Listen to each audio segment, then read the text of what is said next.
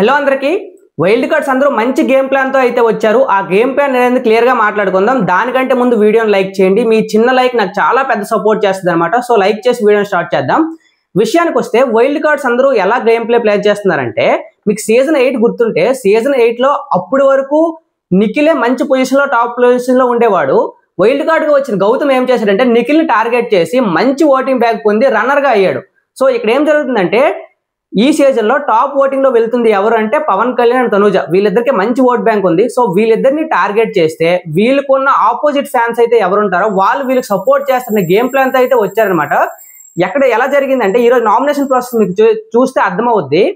అందులో ఐసా గారు తనూజాకి క్లియర్ గా చెప్పేస్తారు, మీరే నా టార్గెట్, మిమ్మల్ని నేను సీజన్ అయ్యేంత వరకు ఎదురిస్తూనే ఉంటాను మీరు ఈ బాండింగ్స్ పెట్టుకుంటే అని క్లియర్ గా చెప్తారనమాట. సో ఇలా ఇందులో ఉన్నది ఏంటంటే తనూజా గారి ఫ్యాన్స్ తనూజాకు సపోర్ట్ చేస్తే తనూజాకు ఉన్న యాంటీ ఫ్యాన్స్ ఏం చేస్తారంటే ఆటోమేటిక్ గా ఐసాకు సపోర్ట్ చేసి తన ఓట్ బ్యాంక్ అయితే పెరిగి వీళ్ళిద్దరి మీద రైవల్రీ క్రియేట్ అవుద్ది అనమాట.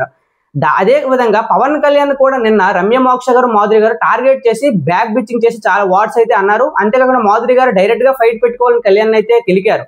సో ఇవన్నీ ఎలా అంటే వాళ్ళకున్న ఓట్ బ్యాంక్ కాకుండా వాళ్ళని ఇప్పుడు పవన్ కళ్యాణ్ కి నెగిటివిటీ అయితే ఉంది, కొంచెం చిన్నపాటి పులిహార యాంగిల్ పరంగా నెగిటివిటీ అయితే ఉంది కదా, దాన్ని హైలైట్ చేస్తే ఆ నెగిటివ్ గా ఉన్న వాళ్ళందరూ వీళ్ళకి సపోర్ట్ చేస్తారనమాట. అది క్రియేట్ అవుద్ది బయట. ఆ అట్మాస్ఫియర్ క్రియేట్ చేయడానికి వీళ్ళు కావాలని వాళ్ళతో రైవల్రీలు పెట్టుకుని వాళ్ళతో గొడవలు దిగుతున్నారనమాట.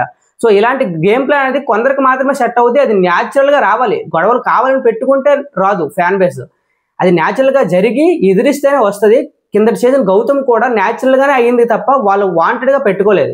సో చూద్దాం ఎంతవరకు రైవల్రీలు పెట్టుకున్నా ఆడియన్స్ ఏం పిచ్చోళ్ళు కాదు కదా, వాళ్ళకి జెన్యూనిటీ బాగా అర్థమయ్యి వాళ్ళ పల్స్ అనేది వేరేగా ఉంటది. అంత వేగంగా ఆడియన్స్ ఇన్ఫ్లుయెన్స్ చేసి టాప్ వరకు వెళ్ళిపోదామంటే అవ్వదు.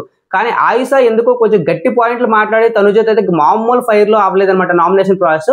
దాన్ని తనూజ కూడా చాలా బాగా డిఫెండ్ చేసుకుంది. వీళ్ళిద్దరి మీద ఫైట్ గురించి నేను స్పెషల్ వీడియో చేస్తాను. సో అప్పటి వరకు ఛానల్ లైక్ చేసి సబ్స్క్రైబ్ చేసుకోండి. మీ ఫేవరెట్ కంటెస్టెంట్ ఎవరు కింద కామెంట్ చేయండి. Thank you so much.